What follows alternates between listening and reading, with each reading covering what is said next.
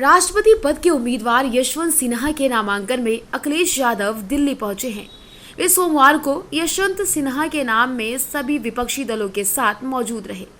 चूंकि आजमगढ़ और रामपुर लोकसभा उपचुनाव हारने के बाद अखिलेश यादव पर आरोप लग रहे हैं कि वे प्रचार में क्यों नहीं गए।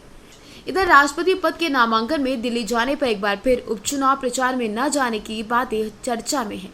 कहा जा रहा है लखनऊ में रहकर अखिलेश आजमगढ़ और रामपुर नहीं जा सके, पर दिल्ली राष्ट्रपति पद के नामांकन में पहुंच गए। गौरतलब है कि यशवंत सिन्हा के नामांकन पर सभी विपक्षी दल मौजूद रहे।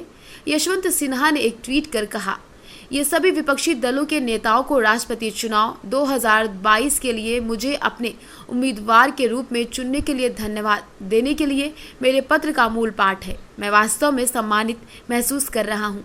संविधान की रक्षा हमारा वादा, प्रतिज्ञा और प्रतिबद्धता है। साथ ही यशवंत सिन्हा ने एक लेटर भी शेयर किया।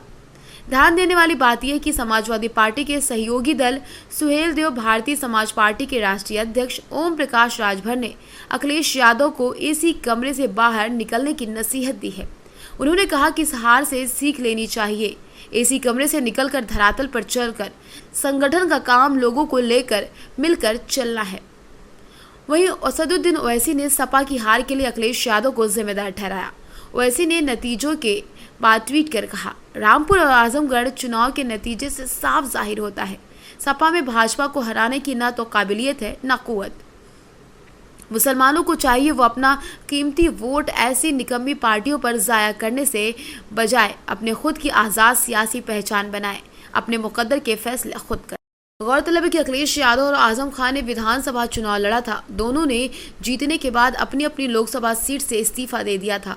इसके बाद इन सीटों पर चुनाव कराए गए। आजमगढ़ से बीजेपी के दिनेश लाल यादव उर्फ निरहुआ ने सपा के धर्मेंद्र यादव को 8,679 वोटों से शिकस्त दी। वहीं रामपुर में बीजेपी के घनश्याम लोधी ने सपा के मोहम्मद असीम राजा को करीब 42,000 वोटों से मात दी।